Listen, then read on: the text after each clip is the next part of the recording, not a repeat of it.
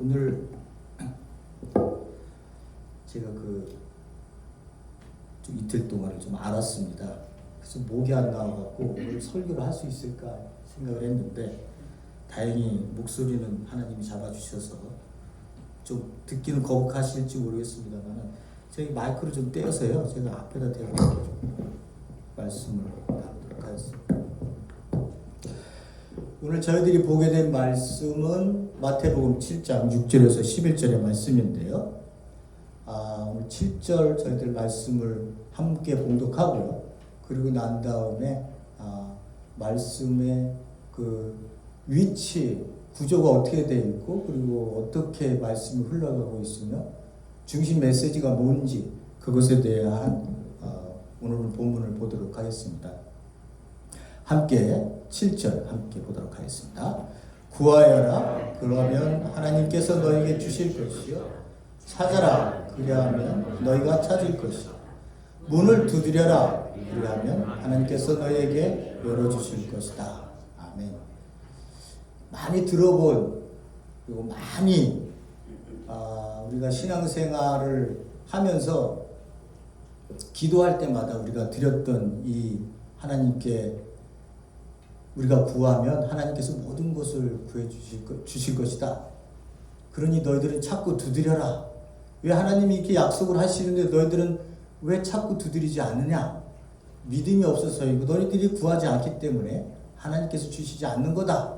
이렇게 이제 그런 멘트 속에서 우리가 굉장히 신앙생활에 교회 갔을 때 신앙생활의 기도의 중심이 이 이야기를 목사님께서 많이 하셨던 것들을 기억을 합니다. 여기서 정말 구하고 찾고 두드리라고 하는 것이 무엇이었을까? 저 신앙생활에 있어서는 항상 내 중심적인 기도를 많이 드렸어요. 암만 해도 그렇죠. 우리가 뭐 찾고 두드리고 문을 두드려라 이렇게 얘기할 때 무엇을 해야 될까라고 하는 어떤 지침이 없었고요. 그냥 기도하는 거였어요. 자, 그런 말씀인지 오늘 저희들이 보고자 하는 겁니다. 제목을 나는 살고 있나? 살지 않으면 죽었다는 얘기죠. 내가 그리스도인으로 살고 있나? 라고 하는 의미는 내가 그리스도인으로 살고 있지 않으면 딴짓하고 있는 겁니다. 세상적 삶의 자리에 나도 내 가치관이 묻혀 있어서 그 속에서 살면서 주일만 되면 예배에 나오고 있는가? 라고 하는 거예요. 내가 살았다면 하루하루를 살 것이고 하나님 안에서요. 그 산다는 게 뭔지를 여러분들이 좀 이해를 하셨으면 좋겠고요. 그렇지 않고 하루하루를 살지 못하고 있다면 내가 세상 속 가치관에 살고 있는 거죠. 세상의 그 풍조에 그 흐름에 나도 모르게 살고 있으면서 교인이라고 얘기하고 주일날은 오는 거예요. 그럴 수 있으니 제가 경고성 얘기로 여러분들에게 한번 경각심을 갖고 오늘 말씀을 한번 보기를 원하고 있습니다. 내가 살고 있다면 나는 무엇을 구하고 두드리고 찾고 있을까라고 하는 부분입니다. 자, 마태복음은요. 마태복음 4장 17절에 나오는 것처럼 예수님이 첫 마디가요. 공생의 첫 마디가 어떻게 시작하는지가 가장 중요한 포인트입니다. 예수님의 사역의 시작점이거든요. 마가복음에서도요. 마가복음 1장 15절에 처음으로 예수 그리스도께서 자기의 사역의 첫 마디를 내뱉는 그 선포하는 그 말씀이 얼마나 중요한 예수 그리스도의 첫 마디인가는 이건 뭐 말할 것도 없습니다. 모든 신학자들도 예수가 무엇을 하다가 3년 동안 하고 갔을까? 그런 얘기를 할 때에 우리가 이제 국어 실력이죠. 많이 읽어보면 어떤 단어가 제일 많이 나오고 예수가 무엇을 이렇게 중요하게 생각했을까? 무엇을 선포하고 계실까? 무엇을 우리에게 킵하라고 우리에게 말씀을 주고 계실까라고 하는 부분들을 저희들이 간파할 수 있습니다. 많이 읽어보시다 보면요. 자, 4장 17절이에요. 예수님께서 그때부터라고 하는 단어는요. 앞에 사역이 세례 요한의 사역이 감옥에 갇히는 것으로 끝이 납니다. 그때부터 예수님의 사역이 다시 그 뒤를 이어서 등장하게 돼요. 이거는 세례 요한이 그냥 선지자로 와서 살다가 죽었으니 나중에 죽죠, 그죠? 죽고 감옥에 갇혀서 죽으니 이제 내 때가 왔기 때문에 내가 이제 그 바톤을 이어야겠구나라고 하는 그런 의미를 넘어섭니다. 왜냐하면 세례 요한은 말라기에서 마지막 선지자로 엘리야로 오게 약속되어져 있던 사람이 세례 요한이에요. 세례 요한은 이 땅에 와서 무엇을 얘기를 하느냐? 내가 이 땅에 와서 광야에서 외치는 자의 소리로 내 뒤에 오시는 분의 길을 내가 그 앞을 먼저 가는 자다 이렇게 얘기하고 그의 소리가 광야에서 외친다라고 하는 광야에서 외치는 자의 소리로 이렇게 정의되어져 있던 자가 세례 요한이에요. 그러니까 세례 요한은 예수님이 오시기 전에 메시아가 오시기 전에 그 앞길을 닦아서 메시아가 온다 너희들 준비해라 회개하고 준비하고 있어라라고 하는 사명을 받은 자가 세례 요한입니다. 세례 요한이 여기 나오는 것처럼 바로 4장 바로 17절 절에 감옥에 갇힙니다. 그때부터 예수의 사역이 이제 시작되는 거예요. 세례 요한의 사역은 그걸로 끝납니다. 그때부터 예수께서 뭐라고 얘기하시냐? 회개하라. 회개를 전제라고 했어요. 하늘나라가 가까이 왔다. 여러분들이 갖고 계신 개혁 성경에는 천국, 개혁 개정도 천국 이런 말로 써 있어요. 다른 성경책들은요. 영어 성경서부터 모든 성경들은 천국이란 말을 이렇게 한글로 써서 나온 단어는 하나도 없어요. 오로지 개혁, 개정 이 두 가지만 그래요. 그러니까 우리가 이 천국이란 단어를 헷갈릴 수밖에 없어요. 그렇게 써버리면. 헬라어 원문은 하늘나라라고 되어 있어요. 그거를 우리는 어떻게 해요? 하늘천 나라국 그래서 천국 이렇게 써놨어요. 그러면 이 천국은 내가 죽어서 가는 것인가? 이렇게 대번에 생각을 해요. 왜? 모든 사람들이 이건 서양이나 동양이나 말할 것도 없이 크리스찬들의 생각 속에 천국 그러면 내가 가서 죽어서 어디 거하는 행성의 위성 정도로 생각하고 있는 그 천국을 생각하는 거예요. 여기서 생각을요. 근데 예수님께서 뭐라고 말씀하세요? 하늘나라가 가까이 왔다. 앵기켄이라고 하는 단어는요. 현재 완료예요. 지금 와서 시작이 되었다는 거예요. 시작이 되었다고 얘기할 때 말을 쓰고 있습니다. 그래서 이 천국이란 단어는 예수님께서 하늘나라가 가까이 왔다라고 하는 것은 내가 죽을 그 나라가 왔나보다 라고 생각하는 그 개념을 버리셔야 예수님의 사역의 본질을 볼 수 있어요. 예수님께서 말씀하신 이 하늘나라는요. 이스라엘 백성들이 제가 말씀을 드렸습니다마는 구약 속에서 메시아가 오게 되면 가지고 올 그 나라를 얘기를 하고 있는 거예요. 이스라엘 백성들은 엄청 기다렸어요. 하루가 멀다 하고 하늘을 쳐다보면서 언제 메시아는 오는 겁니까? 언제 그분을 오셔서 우리를 통치하는 겁니까? 라고 하는 이 하늘나라 개념이 나라가 이게 통치라는 개념이거든요. 하나님이 통치하시는 그날은 언제 옵니까? 라고 하는 것은 그들이 구약의 마지막 말라기가 끝나면서부터 500년이 지나서 예수 그리스도가 등장하기 전까지도 끝까지 그들에게 가지고 있었던 질문 중에 하나였어요. 하늘을 쳐다보면서 언제입니까? 언제 메시아는 오는 겁니까? 예수님 당시에는요. 1세기 당시에 그들도 엄청 메시아 그 대망 사상이 그가 온다고 하는 사상이 엄청 그들 가운데 팽배해 있었던 상황이에요. 그런데 예수라고 하는 자가 등장을 해서는 뭐라고 얘기하느냐? 하늘나라가 가까이 왔다. 구약 속에서 약속하신 그 메시아만이 선포할 수 있는 그 메시아가 오셔서 다스리는 그 나라가 왔다고 이렇게 하나님 나라에 가까이 왔다. 이렇게 얘기를 하는 거예요. 근데 이거를 가는 나라, 죽어서 내가 가는 나라로 생각하면 되겠어요? 안 되겠어요? 거기서부터 지금 성경을 잘못 우리가 이해하고 왔다는 거예요. 저도 그랬으니까요. 자, 그런 의미 절대 아니라고 얘기했습니다. 하늘나라, 하나님의 나라는 메시아가 가지고 오시는 하나님의 통치가 이제 시작되었다고 하는 것을 예수님이 선포하고 계시는 거예요. 근데 그 나라를 들어가기 위해서는 첫 번째 전제 조건이 있어요. 회개를 해야 돼요. 회개가 제 첫 번째 조건입니다. 왜 뭘 회개를 해야 되느냐? 죄에 대한 문제다. 죄에 대한 문제가 해결되지 않고는 이 깨끗한 하나님의 나라에 들어갈 수가 없어요. 회개를 전제 조건으로 달고 있습니다. 그러니까 여기서의 회개라고 하는 것은 우리가 그냥 내가 뭐 죄 하나 진 것 때문에 회개 짓는 게 아니라 가던 길에서 다시 돌아오는 거예요. 세상 속에서 가는 길에서 살다가 거꾸로 하나님께로 돌아오는 것을 회개라고 얘기를 합니다.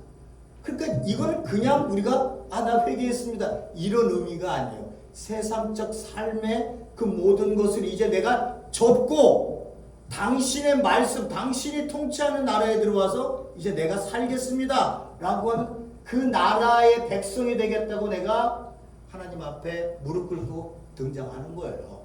그거를 예수님이 백성들에게 선포하기 시작했다. 이렇게 얘기를 하고 있습니다. 마태복음 4장 23절 조금 지나가서 보면 예수께서 갈릴리의 두루다니사 회당에서 가르치시며 하늘나라 복음, 개혁성경에는 어떻게 되어 있다고요? 천국복음. 이렇게 얘기하면 천국복음. 내가 죽으면 가게 되는 그 천국, 거기에 금으로 온갖 수종으로 온갖 보석으로 꾸며진 그러한 나라에 대한 복음을 예수가 선포하나 보다 라고 생각하면 예수님의 말씀을 완전히 왜곡하는 거라고 말씀을 드렸습니다. 그러한 나라가 그러한 천국을 얘기하는 것이 아니라 하늘나라라고 하는 이 복음, 하나님께서 이 땅에 왕으로 통치하신다라고 하는 이 말씀과 함께 그 백성으로 너희들은 회개하고 너희들은 마음을 돌려서 하나님께로 돌아와라. 그리고 하나님의 말씀에 무릎 꿇고 그의 말씀에 순종하며 살아라 라고 하는 그 복음을 예수님께서 3년 동안을 처음 시작과 함께 마지막 소천하시기 전까지 승천하시기 전까지 하나님의 나라의 일을 40일 동안 말씀하시는 것으로 예수님의 사역이 끝이 나요.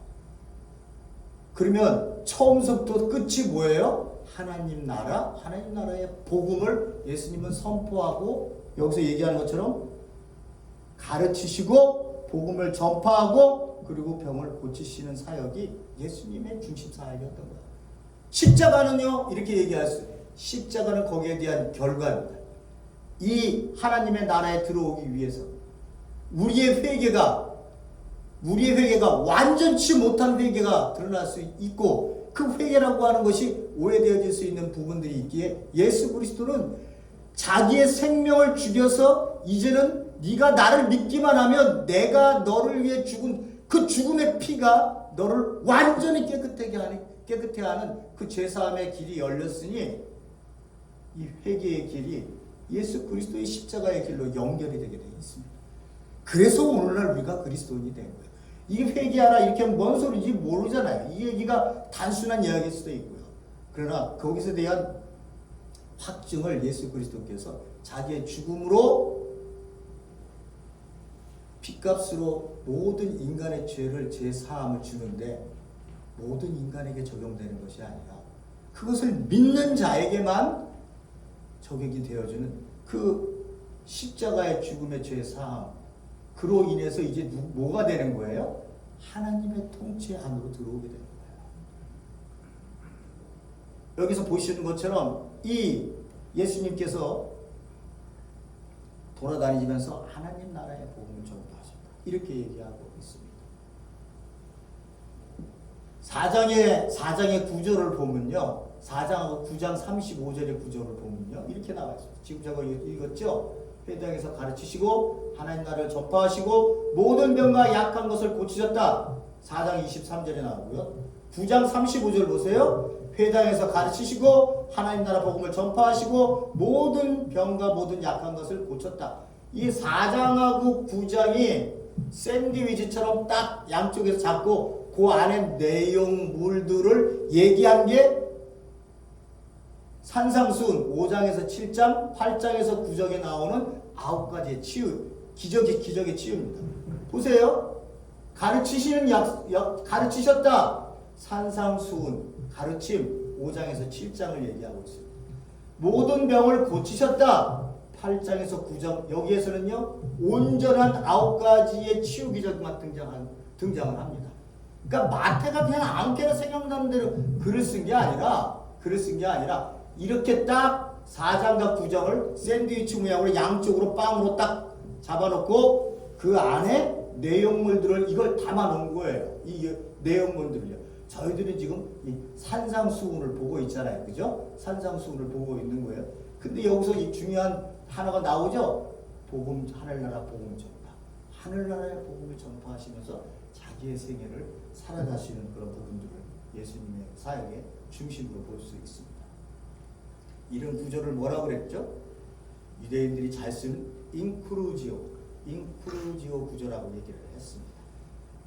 앞뒤를 똑같은 내용으로 잡아놓고 그 사이에 핵심적인 그 내용들을 집어넣은 것. 이거 유대인들이 잘 쓰는 문학 구조예요. 마태가 그걸 썼다는 거예요. 저희들은 어디를 본다고요? 산상수훈을 보고 있습니다. 가르침의 부분을 보고 있는 거예요. 자, 보세요. 다시 한번 산상수훈의 구조를 말씀드리겠습니다. 서로는 팔복이에요. 이거 다 본 것처럼. 그 다음에 6가지, 살인하지 말라, 간음하지 말라, 6가지 대조를 얘기하면서 이 말씀에 대한 예수 그리스도가 어떤 자인가, 너희들은 이렇게 들었으나 그러나 나는 너희에게 이르노니, 이렇게 얘기했을 때 구약의 율법에는 너희들이 이렇게 들었지만 내가 메시아로 와서 이제 하나님 나라의 통치를 받는 그 백성들에게 명하는 왕으로서 내가 너희들에게 얘기한다. 너희들에게는 살인하지 말라, 간음하지 말라, 이런 이야기들의 중심에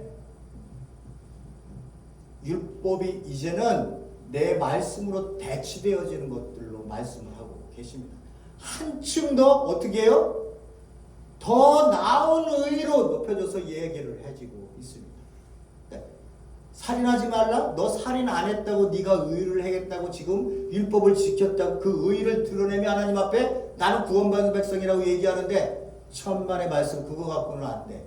네 마음속에 이미 누구에게 화를 내거나 바보라고 얘기를 하거나 이러한 얘기를 이미 하고 있다면 너는 이미 살인한 자야. 그러니까 하나님 나라의 백성은 행위를 넘어서서 그 더 높은 의의를 가지고 이 땅을 사는 자들이 그리스도인이에요. 그리하지 아니하면 바리새인과 서기관의 의의보다 더 낫지 아니하면 결단코 너희들은 천국에 들어가지 못한다고 얘기합니다. 하나님의 나라에 들어가지 못한다. 하나님의 백성이 되지 못한다라고 얘기를 하고 있는 거예요. 그 6가지 되죠. 그 다음 종교행위 봤죠? 구제, 그리고 기도, 그리고 금식. 이 한중간에 주기도문이 딱 버티고 있습니다. 얼마나 중요한 이야기인지 마태는 이 한가운데 얘를 딱 집어넣고 있어요. 그래서 저기들이 주기도문 1절서부터 맨 처음부터 끝까지 다 봤죠. 그 무엇을 얘기하느냐?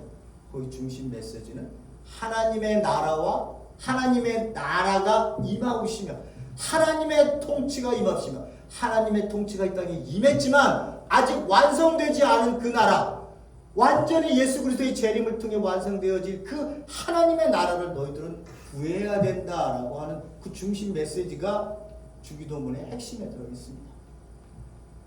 그 다음에 저희들이 물질을 받고요, 하늘의 보화를 쌓았더라.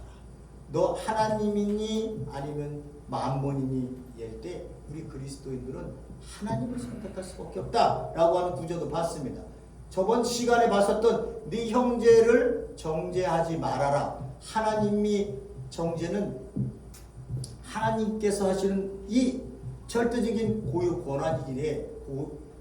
권한이기 때문에 네 형제들 간은 절대 정죄하지 말아라 라고 하는 부분들을 저희들이 보고요, 봤습니다. 그리고 난 다음에 오늘 보게 되는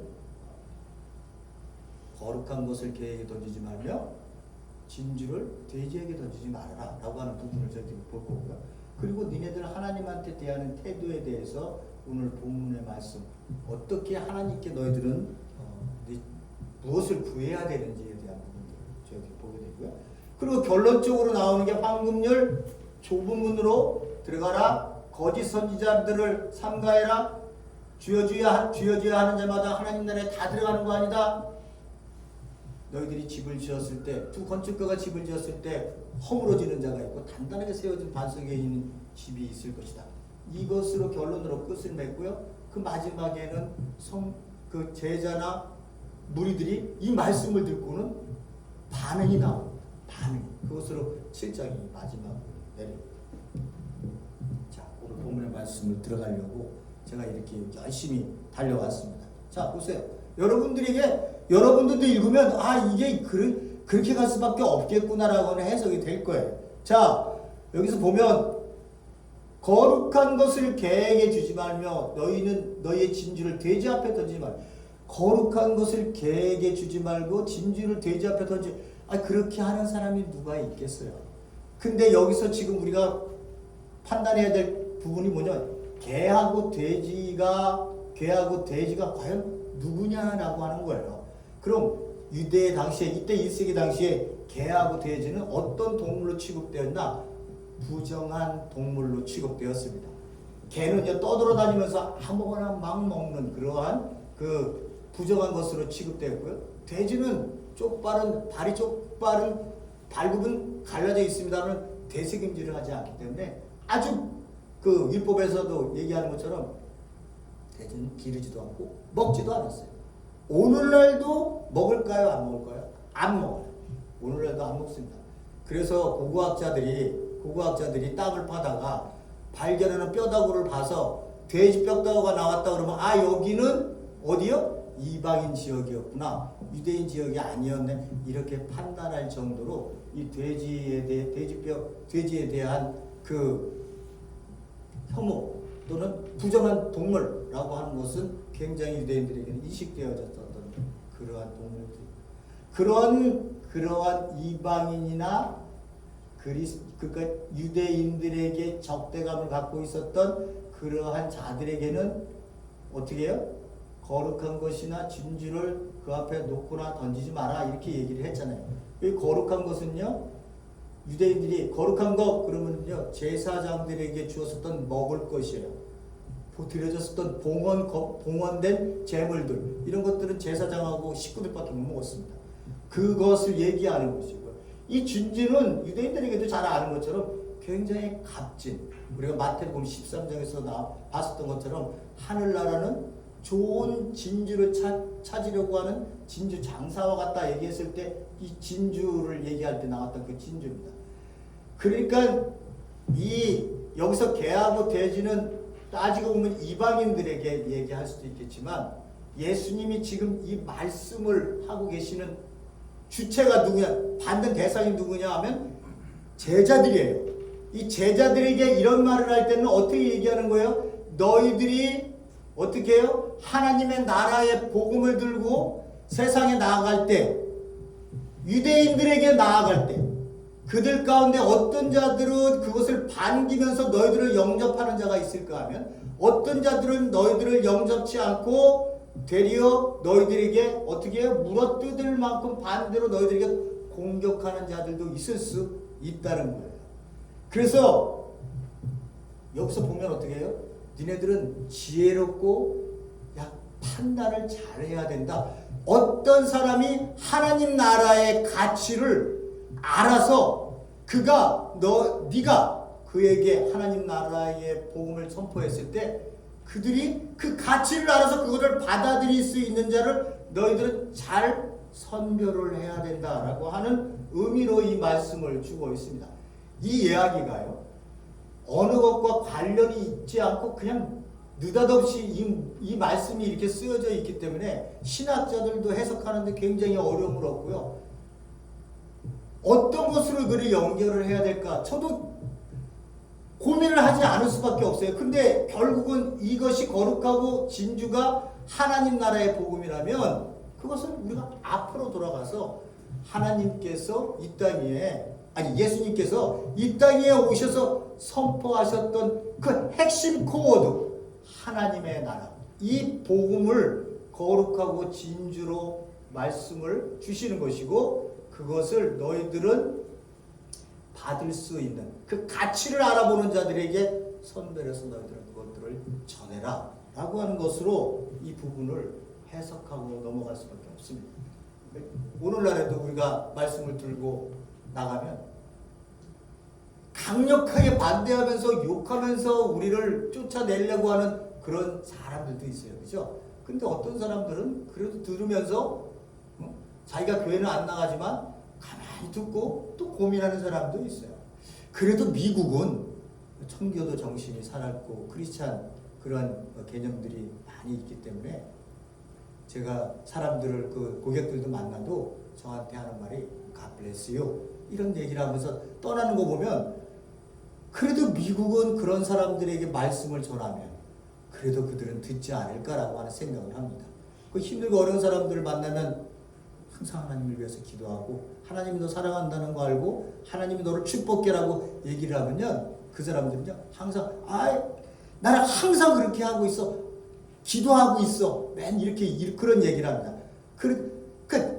그 마음 밑바탕에 그래도 그들 가운데는 이 복음을 거부하거나 여기에 돼지가 물어뜯거나 하는 그러한 정도의 마음의 양심들은 아닌 것 같아요. 그나마 그래도 우리 가운데서도 많은 사람들이 왔다 갔다, 제가 뭐 하루에 100명 이상은 만나니까요. 그런 사람들이 왔다 갔다 해도 God bless you. 그런 얘기를 딱 들으면 굉장히 고맙고요. 저도 또 어렵고 힘든 사람, 특히 어렵고 힘든 사람들이 오면 God bless you를 많이 다 얘기합니다. Thank you보다는 God bless you가 훨씬 더 저에게는 의미가 있으니까요. 여러분들이 잘 어떤 분들을 만나시면 하나님의 복음의 가치를 이분도 어떻게 알 수 있을까라고 하는 어느 정도의 판단을 여러분들 하실 수 있기를 바랍니다. 자, 7번 7절 여기 다 한 것으로 다 하겠습니다. 자, 구하여라 그러면 너에게 주실 것이요, 찾으라 그러면 너희가 찾을 것이다. 두드려라 그러면 열릴 것이다. 구하는 사람마다 얻고 찾는 사람마다 찾고 두드리는 사람마다 열릴 것이다. 이렇게 얘기를 하고 있어요. 구해라, 이 세 가지 찾아라, 구하여라, 찾아라, 두드려라, 이거는 한 번만 하고 끝나라고 하는 명령문이 아니에요. 저희 단어 자체가요. 계속해서 연속적으로 너희들이 마지막 생을 끝날 때까지 너희들이 찾고 구해야 될 거다라고 하는 의미로 가지고 주신 명령문입니다. 이 세 가지가 이게 세 가지로 다른 단어로 썼습니다만 한 가지잖아요. 하나님께 무엇을 구해야 되는지 너희들은 구해라 라고 하는 거거든요. 그럼 뭐겠어요? 여러분들이 앞에서 봤던 것처럼 그의 나라와 의를 구하여라. 먼저 그의 나라와 의를 구하여라.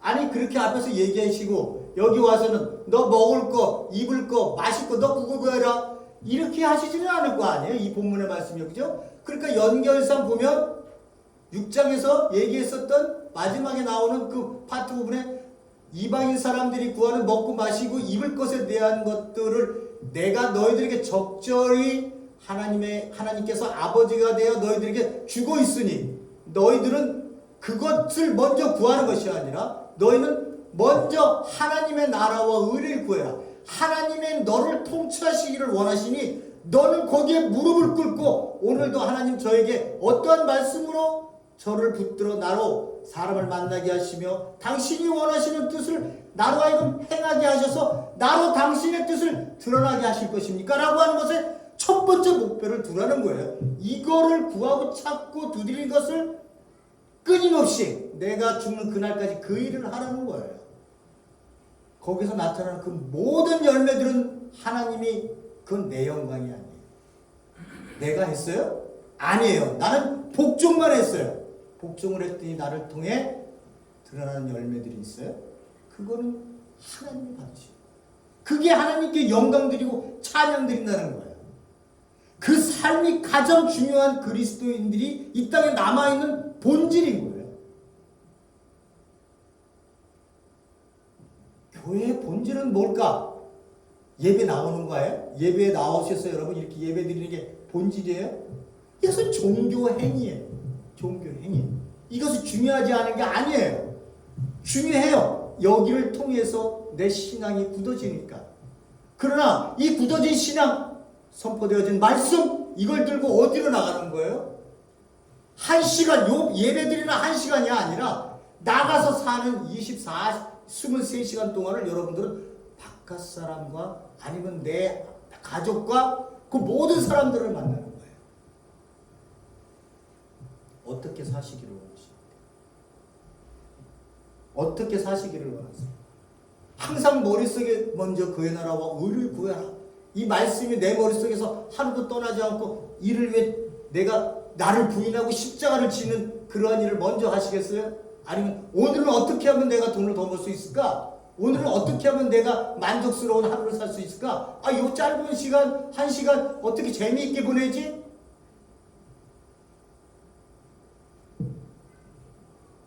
요새는 핸드폰 없으면 살 수 없는 사람들이 되고 제 아내도 이렇게 쳐다보면 저 없이는 살 수 있을 것 같아요.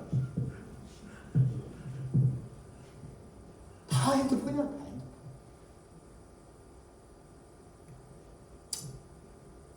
그렇습니다. 하나님의 나라를 위해서 우리는 살게 돼 있어요. 너희 가운데 아들이 빵을 달라 하는데 돌을 줄 사람이 있느냐? 그런 자가 어디 있어요? 생선을 달라 하는데 뱀 줄 그런 사람이 있느냐? 너희가 악해도 너희 자녀에게, 이 악해도 너희 자녀에게라고 얘기했을 때 좀 이건 부모님 아니에요. 그죠? 부모가 너희 자녀에게 좋은 것을 줄 줄 알거든. 하물며 하늘에 계신 너희 아버지께서 구하는 사람에게 좋은 것을 주시지 않겠느냐? 제가 이렇게 얘기를 하면 하나님 나라와 의를 구하세요 이렇게만 얘기하면 여러분들은 또 그렇게 생각하실 거예요. 맨날 그 기도만 하나? 이렇게 얘기하는데 그 내용을 잘 여러분들이 간파하셔서 본질을 구하시라는 거예요. 내가 내 자녀를 위해서 구할 때요, 먼저 하나님의 나라와 의를 위해서 내 자녀가 어떻게 살아야 될지에 대한 그 중심의 본질을 하나님께 구하세요. 내 자식이 잘 돼갖고 성공하고 돈 많이 벌어서 좋은 차 좋은 집 갖고 이런 것을, 세상적인 것들을 구하지 말고 내 자식을 위해 기도할 때 하나님, 그 자식이 하나님의 나라와 의를 구하는 일에 내 자식이 내 마음속에서 그 고백이 나와 당신 앞에 엎드려 기도하는 내 자식이 될 수 있게 해주세요 라고 하는 기도를 하라는 거예요. 내 가정, 하나님 우리 가정 하나님께서 내셨습니다. 크니까 애들이 말도 안 들어요. 아버지라고 와서 아빠라고 얘기하면서 얘기는 하지만 자기들이 가지고 있는 다 중심 세계들이 있습니다. 이거 하나님 어떻게 해야 됩니까? 제가 할 수 있는 영역은 하나님 안에서 하나님의 뜻이 그들 안에 한 사람 한 사람에게 드러날 수 있기를 저는 간절히 원합니다. 제가 할 수 있는 그 유일한 그 기도 제목에 하나님 응답해 주시고 그들 한 사람 한 사람이 마지막 끝까지 당신의 소나기에서 당신의 장중에 하나님이 부르시는 그날까지 하나님 나라에 이 귀한 가치를 붙들고 사는 자들이 될 수 있게 해주십시오. 저는 그 기도 외에는 안 해요. 그 기도 외에는 안 해요. 자식 제가 얘기한다고 들어요. 하나님께 기도했으니 하나님이 하시는 거죠. 제가 할 일은 할 수 있는 데까지 하겠죠. 아비가 악해도 아비는 악해요. 왜 그런지 아세요? 아비가 솔직히 얘기하면 아비뿐만이 아니에요. 내가 존경했던 학교 선생님도 그렇고 모두가 스승이라고 얘기했던 사람들도 전부 내 머릿속에 가르쳐준 들어가게 만든 나로 하여금 가치관이 만들어진 형성의 모든 과정들이 관여했었던 사람들은 전부 어떻게 해요? 세상적 가치를 내 머릿속에 다 집어넣었어요. 내가 예수 그리스도 앞에 무릎을 꿇고 당신 앞에 회개로 마음을 돌려서 이제 하나님의 부분으로 돌아왔을 때 보니까 그런 것들이 얼마나 악한 것이었는지, 온전히 나만 살기 위해서, 온전히 내 가족만 살기 위해서 복음 아닌 그 가치관을 붙들고 내 일평생을 살았다고 하는 것이 엄청난 후회와 함께 우리가 왜 아비가 그 아비도 어떻게 됐어요? 그 아비의 아비한테 그렇게 당한 거예요. 그러니까 그 원죄를 누구로 잡아요? 사탄으로 잡는 거예요. 성경에서 예수님이. 제가요 신앙생활하면서 지금까지 오면서 하나님으로부터 들었던 딱 두 마디가 있습니다. 신앙생활에서 지금까지 제 고등학교 때부터 신앙생활에서 지금까지 왔는데 저한테 절대 잊혀지지 않는 거예요. 제가 힘들고 어려워서 내가 유학생활을 갈 때 저 갈까요? 아니면 여기 머물까요?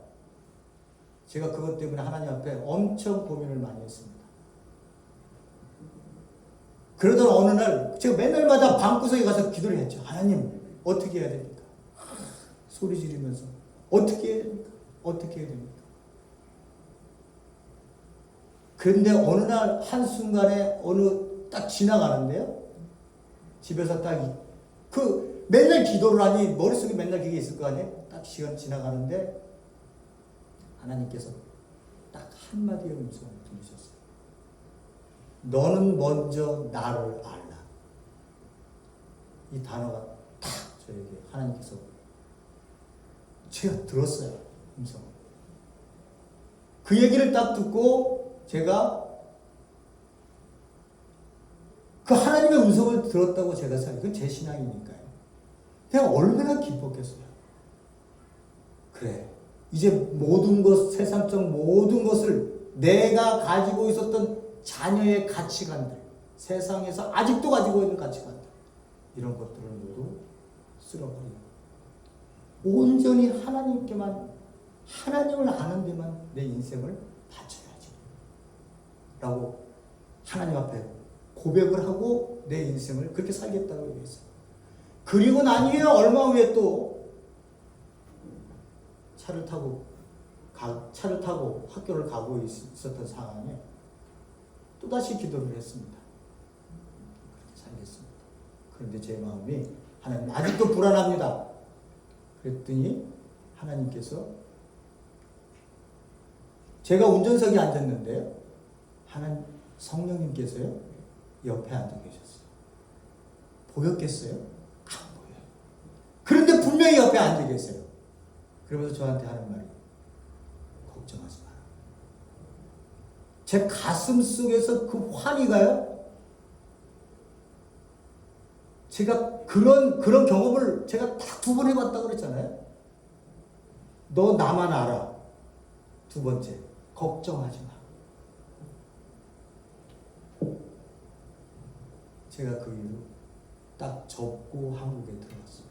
모든 상황이 어려운 상황인데도 딱 접고 한국에 들어왔어요. 저하고는 맞지도 않았지만 그래서 막으셨는지도 모르겠습니다.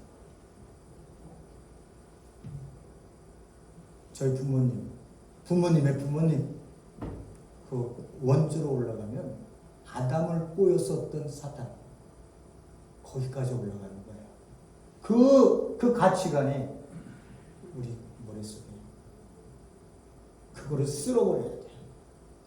그래야 내가 높은 위치에서 이 땅 위의 백성들이 어떻게 사는지를 보고 내 마음이 아파서 그들에게 하나님의 나라를 선포할 수밖에 없는 그런 자들이 될 수밖에 없는 거예요.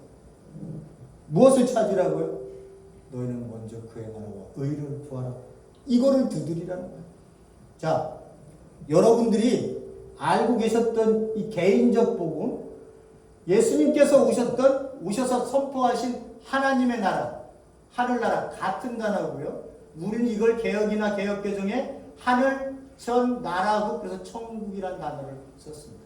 제가 말씀드렸다시피 천국이라고 쓴 단어는 마태복음밖에 안 나와요. 마가, 누가, 요한 그 나머지 뒤 모든 서신들에서는 천국이라는 단어가 등장하지 않아요. 전부 하나님의 나라예요. 마태는 왜 그렇게 썼다고요? 그거를 읽는 자들이 유대인들 크리스찬들이었기 때문에 그들에게 금기어였었던 하나님이라는 단어를 그들이 읽고 거부감을 느낄까봐 천국이라는 하늘나라 킹덤 오브 헤븐이라고 하는 단어를 많이 썼어요. 그래서 천국이란 단어를 죽어서 가는 곳이다 생각하시면 여러분들은 지금 예수님의 말씀을 완전 오해하고 듣는 거예요. 여러분들이 이렇게 생각하셨을 거예요. 내 죄가 사해지면 나는 바로 천국으로 간다. 나는 어떻게 살아도 천국으로 간다라고 하니 천국 개념이 여기 천국 개념이랑 헷갈릴 수 있어요. 지금 들으셨기 때문에. 이 천국은 어떻게 얘기하는 거예요? 이 천국은요, 하나님 나라가 예수님께서 뭐라고 말씀하셨어요? 주기도문에 하늘에 계신 우리 아버지요. 하늘을 얘기하는 거예요. 우리가 죽으면요, 하늘에 가요. 만약에 이 하나님 나라에 계신 우리 아버지요, 이렇게 얘기했으면 내가 죽으면 하나님 나라에 가겠죠. 근데 예수님은요, 그 단어를 완전 구분해요. 이 하나님의 나라, 하늘 나라는요, 이 땅에 임한 나라를 얘기하는 거고요. 우리가 죽으면 가는 그곳은요, 하늘이라고 얘기를 해요. 전부 하늘이라고만 얘기해, 예수님께서요. 근데 우리가 그걸 천국이라는 단어를 쓰면서 우리 자신들이 나 구원받아 죄 사함 받고 구원받았으니까 이제 천국 가는 거야 이렇게 얘기하니까 이 천국이라는 단어가 마태복음 읽을 때마다 나오잖아요. 그러면 나오면 이게 이 천국이 그 천국인가? 내가 가는 천국인가? 또 그렇게 가리키는 목사들도 있고 절대 아닙니다. 죄사함을 받으면 천국 간다고 생각해요. 하늘에 가는 거겠죠. 죄사함을 받고 네가 예수를 믿고 구원받아 하늘에 간다라고 얘기하는 게 맞아요. 근데 이렇게 짧게 얘기를 하는 것은 교리적으로 우리가 이야기를 할 때 그래요. 교리적으로 복음을 짧게 얘기를 해보세요. 그럼 사람들이 어떻게 예수 천당 불신종 이런 식으로 등장을 하는 거예요. 예수 믿고 구원받아 천국 간다고 하는 것을 딱 우리 머릿속에 받치고 나니까 개인의 영생도 보장되네. 그 믿음으로 우리가 구원받네. 이런 식으로 요 관계성에서 전부 들어가 있는 거예요. 우리 구원의 개념이. 그러니까 어떻게 생각을 해요? 내가 구원받고 내가 믿어서 구원받고 천국행 티켓을 나는 이미 가지고 있구나라고 생각을 하는 거예요. 그러니까 예수님이 오시고 나 천국 티켓 여기 있습니다 라고 생각하고 우리의 구원이 여기서 다 끝나버리는 거예요. 여기서 끝나버리는 거예요. 그러니 성화가 어떻게 나와요? 거기에 거룩함이 어떻게 나오며 거기에 어떻게 하나님의 나라와 의를 위해서 내가 죽고 십자가에 죽는 일이 거기서 어떻게 나오냐고요. 그냥 교회만 나오면 구원받고 티켓 받고 있는데 내가 교회만 나와서 봉사해주면 되지, 헌금만 내면 되지. 예? 그리고 내가 바깥에 나가서 자동차 그거 정비해주고 그거 봉사하면 되지. 11조 많이 냈잖아. 나 드릴 만큼 드렸어. 이렇게 되는 거예요. 그리고는 감투 싸움에 들어서 나는 집사네, 장로네, 목사네 이런 거 갖고 교회에서 권력 다툼하는데 열을 쓰고 있으면 이 구원이 내가 이 얘기가 100% 틀려요. 이 얘기가 아니라 이런 의식으로 사고로 구원을 받고 있다면 예수님께서 이 땅에 오셔서 선포하신 하나님의 나라는 그럼 뭐냐고요. 하나님 나라는 그럼 설명을 해줘야 될 거 아니에요. 하나님의 나라는요, 예수님 보셨죠? 하나님의 마가복음 1장 맨 먼저 쓰인 게 마가복음 아니에요. 마가복음 1장 15절 때가 찼고 하나님의 나라가 가까웠으니 회개하고 복음을 믿으라. 때가 찼다. 니네들이 기다리던 때 하나님께서 내린 때 카이로스의 때가 되어서 메시아가 와서 너희들에게 하나님의 나라를 선포한다. 이제부터 하나님의 통치가 시작된다를 예수님은 맨 먼저 공생의 첫 마디로 하셨던 말씀이에요.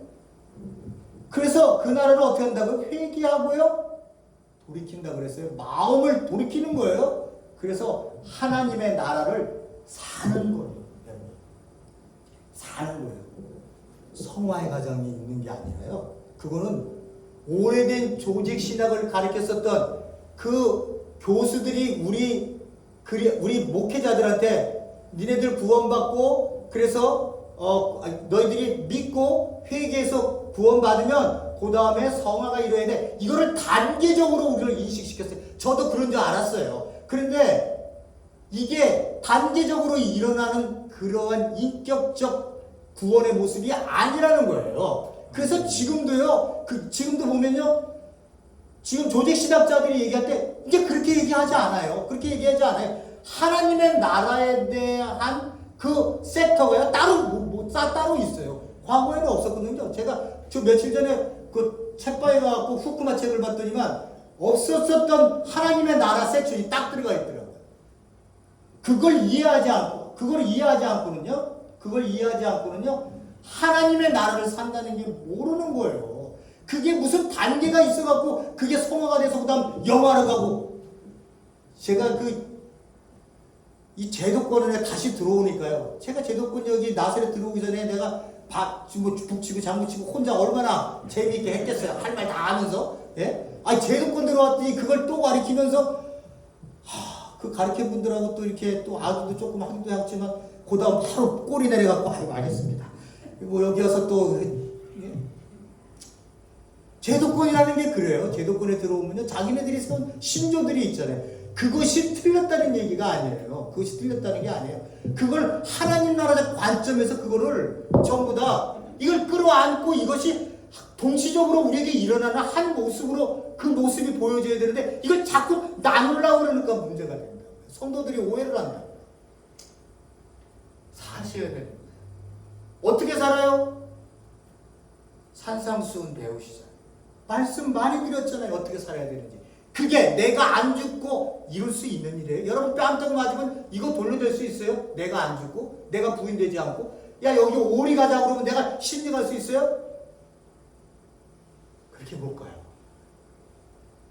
사시기 위해서 죽으셔야 돼요. 그래야 살 수 있어요. 네.